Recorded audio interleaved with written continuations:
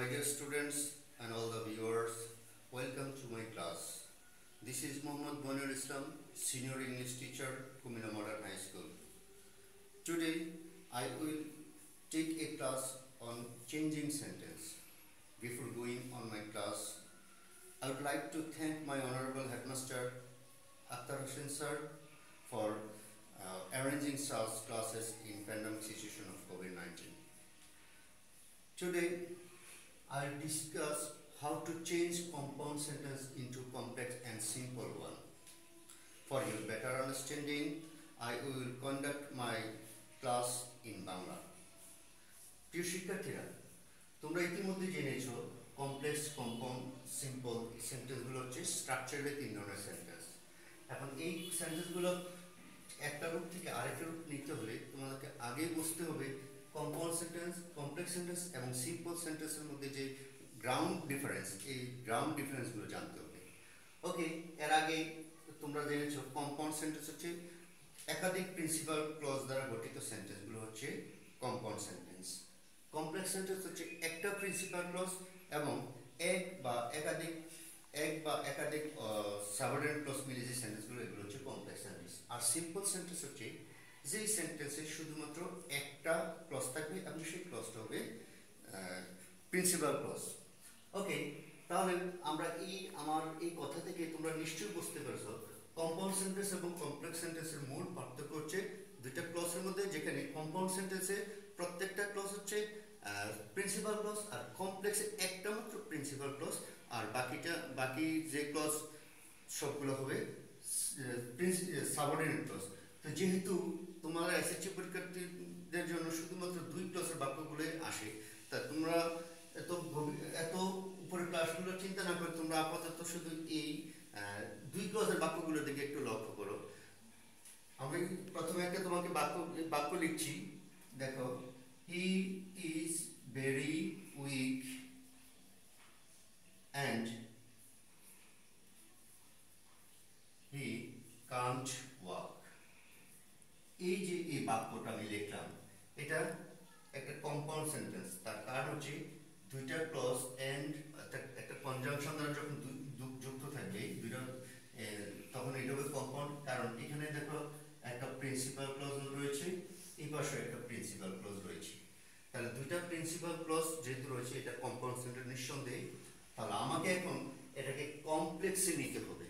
তা কম্পাউন্ড থেকে কমপ্লেক্সে নিতে হলে পার্থক্য হচ্ছে কম্পাউন্ড সেন্টেন্সে দুইটাই হচ্ছে প্রিন্সিপাল ক্লজ, আর কমপ্লেক্স সেন্টেন্সে একটা প্রিন্সিপাল ক্লজ আর একটা হতে হবে সাবঅর্ডিনেট ক্লজ।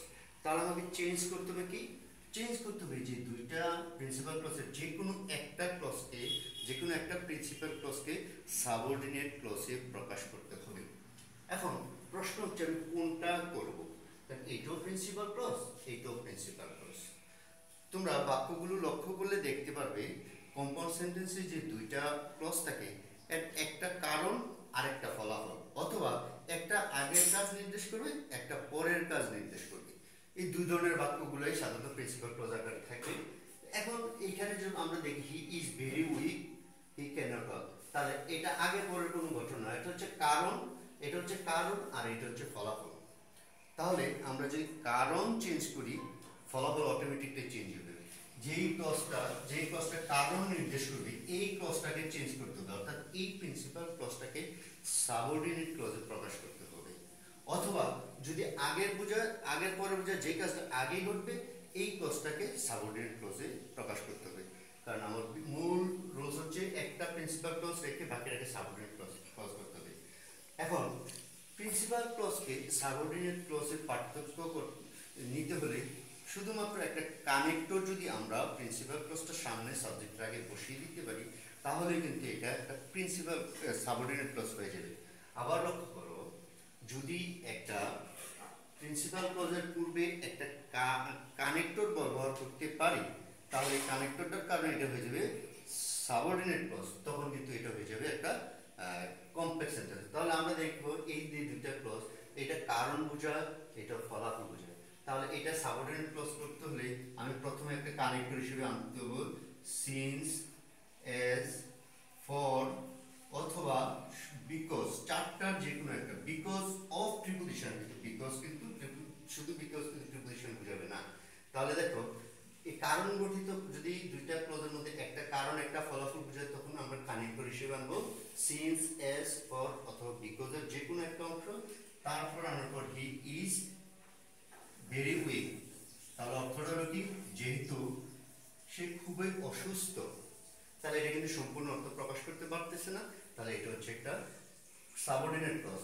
তারপর দ্বিতীয় কাজ হচ্ছে, তাহলে এটা সাবঅর্ডিনেট ক্লজে আমরা পরিণত করলাম।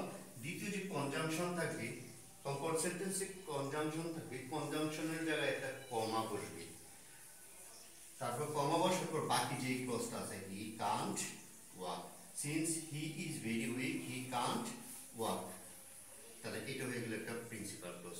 তাহলে শুধু কি করছি দেখো, একটা ক্লজ চেঞ্জ হয়েছে এবং একটা ক্লজ চেঞ্জ করতে শুধুমাত্র একটা কানেক্টর ব্যবহার করছি, বাকি যে প্রিন্সিপাল ক্লজটা ছিল এখানে কিন্তু কোনো পরিবর্তন করি নাই। ঠিক আছে, ওকে। তাহলে তোমাদের জন্য আমি আরেকটা বার করছি, তোমরা নিজের খাতায় একটু দেখো তো এটা কি হবে। হি ওয়াজ meritorious, he was meritorious, he was meritorious, and he secured A plus।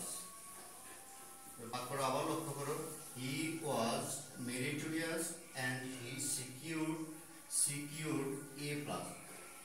কারণগুলোর মধ্যে আবার দেখো, একটা কারণ হচ্ছে সমার্থক ফলাফল দেয়, আরেকটা হচ্ছে বিপরীতার্থক ফলাফল।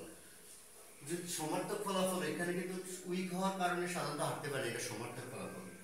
তাহলে এখানেও মেরিটোরিয়াস হলে একটা ভালো মার্কস, ভালো সে এ প্লাস পেয়েছে, তাহলে ভালো রেজাল্ট করছে, এটাও একটা সমার্থক। তাহলে সমার্থক হলে কিন্তু আমরা এই নিয়মটা প্রয়োগ করবো। তাহলে এখানে কি হবে, একটু আমি তোমাদের জন্য 30 সেকেন্ড সময় দিচ্ছি, তোমরা একটু চিন্তা করো। ওকে, তোমরা খাতায় লেখার চেষ্টা করো এটা লেখার জন্য, আমি বলতেছি পরবর্তীতে। ওকে, নাও আশা করি তোমরা ইতিমধ্যে উত্তর দিয়েছো। এখন দেখো এই যে দুইটা ক্লজ, এটা কারণ, একটা মেরিটোরিয়াস হলে তার ফলাফল 12+ পায়, এটা সমার্থক কারণ। তাহলে যেহেতু এটা সমার্থক ফলাফল দিছি এই কারণটা, তাহলে সেক্ষেত্রে আমরা চারটার যে কোনো একটা ক্লজ ব্যবহার করতে পারি। তাহলে আমরা সিন্স, এজ, যে কোনো একটা, এজ হি ওয়াজ মেরিটোরিয়াস, তাহলে যেহেতু কাজটা করছি কি, কনজাংশন জায়গায় কমা দিছি, হি সিকিউরড, এত যা আছে এটাতে কোনো পরিবর্তন নাই। তাহলে আশা করি তোমরা এই যে একটা রুলস, এটা তোমরা বুঝেছো।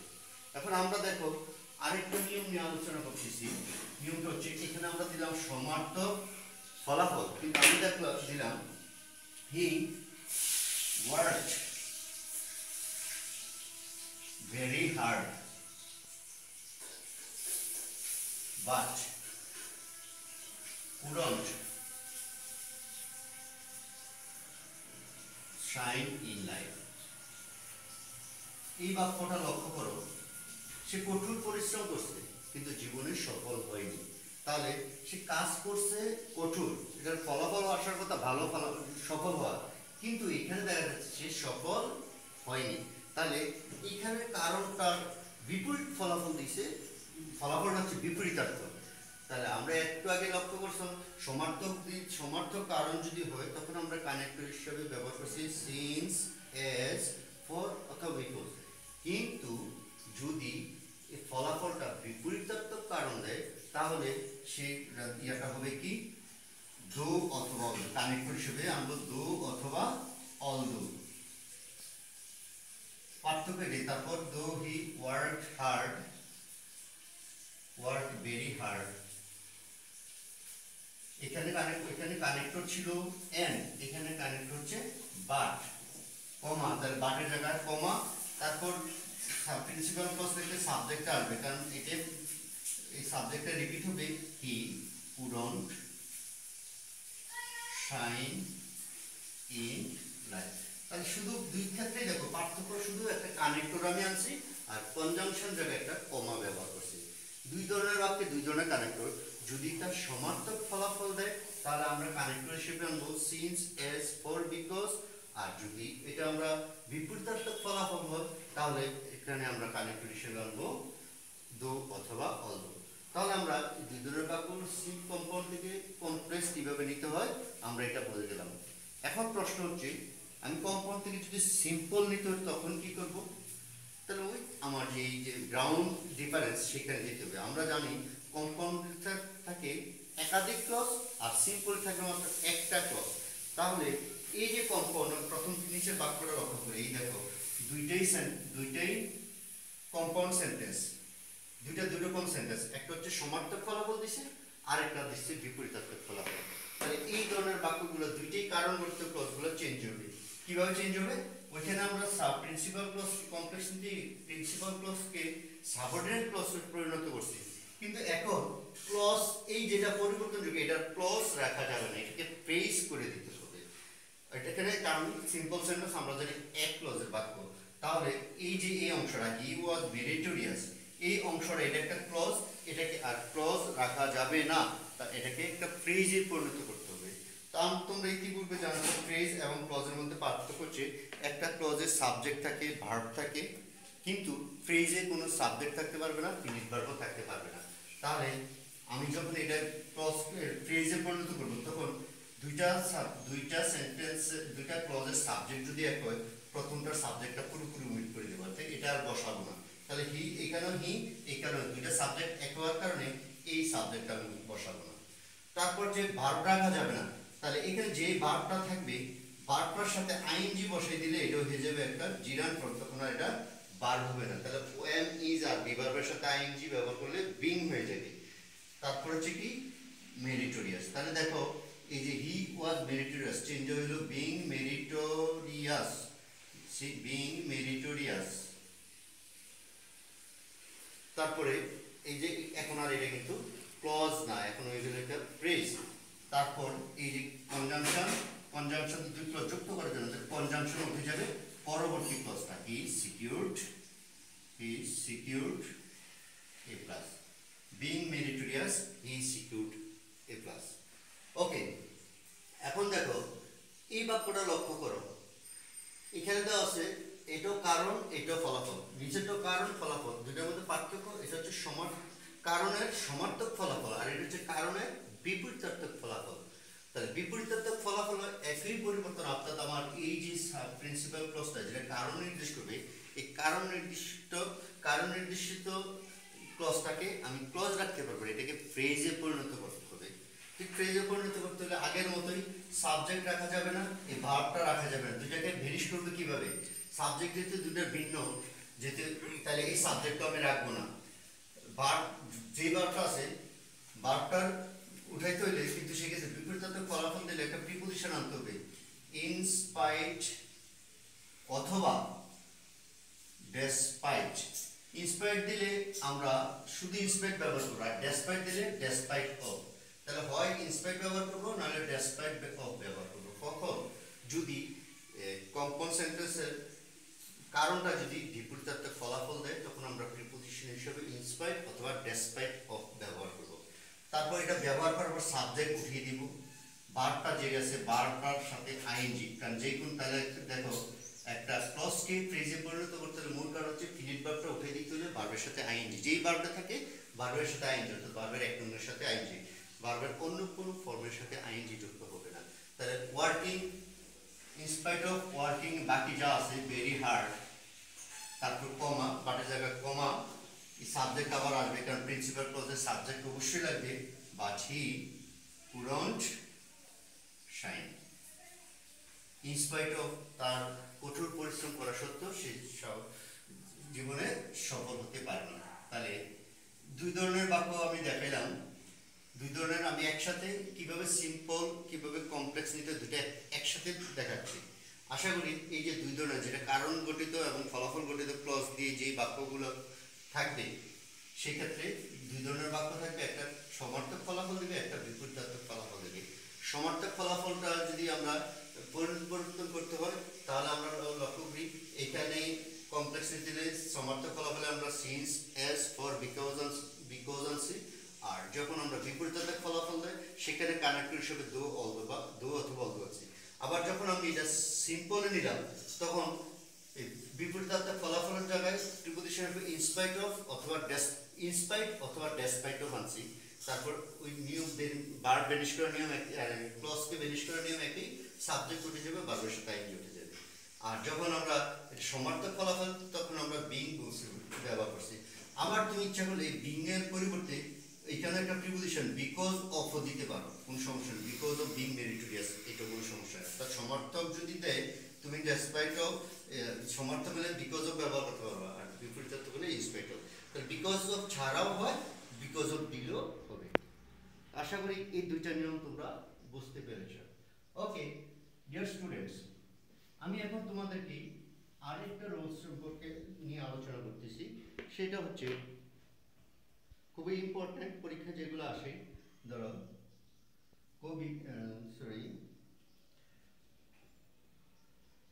মুভ এন্ড ডাই, আরেকটা হচ্ছে মুভ অর ডাই। দুইটা ইম্পারেটিভ ক্লজ, যেহেতু আমরা শুধু একটা ভার্ব দ্বারাও সাবজেক্ট অবজেক্ট ছাড়াও বাক্য হতে পারে যদি তাকে ফাইনাইট ভার্ব থাকে। তাহলে দুইটা ফাইনাইট ভার্ব দুইটা অংশে যুক্ত হয়েছে, তাহলে এই দুইটা ক্লজ, এখানেও কনজাংশন অর দ্বারা আর এখানে এন্ড দ্বারা যুক্ত হয়েছে। এই ধরনের বাক্যগুলো পরীক্ষা আসে। তাহলে আমার প্রশ্ন হচ্ছে এটা আছে এখন কম্পাউন্ড সেন্টেন্স, কারণ মুভ আমি সম্পূর্ণ অর্থ বুঝি, ডাই এটা সম্পূর্ণ অর্থ বুঝি, যেই অংশটা দ্বারা সম্পূর্ণ অর্থ প্রকাশ করতে পারে আলাদাভাবে, সেটি হচ্ছে কম্পাউন্ড সেন্টেন্স। ওকে, তাহলে এটা কম্পাউন্ড সেন্টেন্স। এখন যদি দুইটা ইম্পারেটিভ সেন্টেন্স এন্ড দ্বারা যুক্ত হয়, এটা কমপ্লেক্স করতে হলে এন্ড দ্বারা যুক্ত হলে ইফ আসবে। ইফ ইম্পারেটিভ তার ক্লজ করতে হলে সাবজেক্ট লাগে। ইম্পারেটিভ সেন্টেন্সের সাবজেক্ট উজ্জ্ব থাকে কম্পাউন্ডে, কিন্তু কমপ্লেক্স করতে হলে আমরা ইউ সাবজেক্ট হিসেবে ইফ ইউ মুভ কমা। তাহলে এখন এটা হয়ে গেছে একটা ফার্স্ট কন্ডিশনের বাক্য। সাবজেক্ট ভার্ব V1, তাহলে পরবর্তী ক্লজটাকে পরিণত করতে হবে উইল ব্যবহার করে একটা প্রেজেন্ট ইনডিফিনিট অথবা ফিউচার ইনডিফিনিট একটা ক্লজ। তাহলে আমরা একই নিয়ম, ইউ উইল আসবে তারপর ডাই, অর্থাৎ তাহলে এটা হলো কন্ডিশনাল নিয়ম হবে যদি এন্ড। ওকে, নিচের সেন্টেন্সটা দেখো, একই বাক্য, এখানে এন্ড দ্বারা যুক্ত হয়েছে আর এখানে অর দ্বারা যুক্ত হয়েছে। এন্ড দ্বারা যুক্ত হতে আমরা কানেক্ট কন্ডিশন আছে ইফ, যখন এটা অর দ্বারা যুক্ত হবে তখন আমরা আনলেস করতে পারি। কানেক্ট হিসেবে আনলেস ইউ মুভ, অর্থাৎ এটা আনলেস দ্বারা এটা নেগেটিভ কন্ডিশন বোঝায়। তাও ফার্স্ট কন্ডিশনের নিয়মে unless you move you will die. এটার মধ্যে পার্থক্য হচ্ছে এন্ড দ্বারা যুক্ত হতে, দুইটা ইম্পারেটিভ সেন্টেন্স ক্লজ এন্ড দ্বারা যুক্ত হতে ইফ ব্যবহার করছি, আর যখন দুটো ইম্পারেটিভ ক্লজ অর দ্বারা যুক্ত হচ্ছে তখন আমরা আনলেস ব্যবহার করছি। এটা হচ্ছে কমপ্লেক্স নেওয়ার ক্ষেত্রে। তার সিম্পল নেওয়ার ক্ষেত্রে দেখো, যখন এটা এন্ড দ্বারা যুক্ত থাকবে তখন হবে বাই মুভিং, ভার্ব নাই এখন, এটা ভার্ব নাই এখন, by moving comma you will die,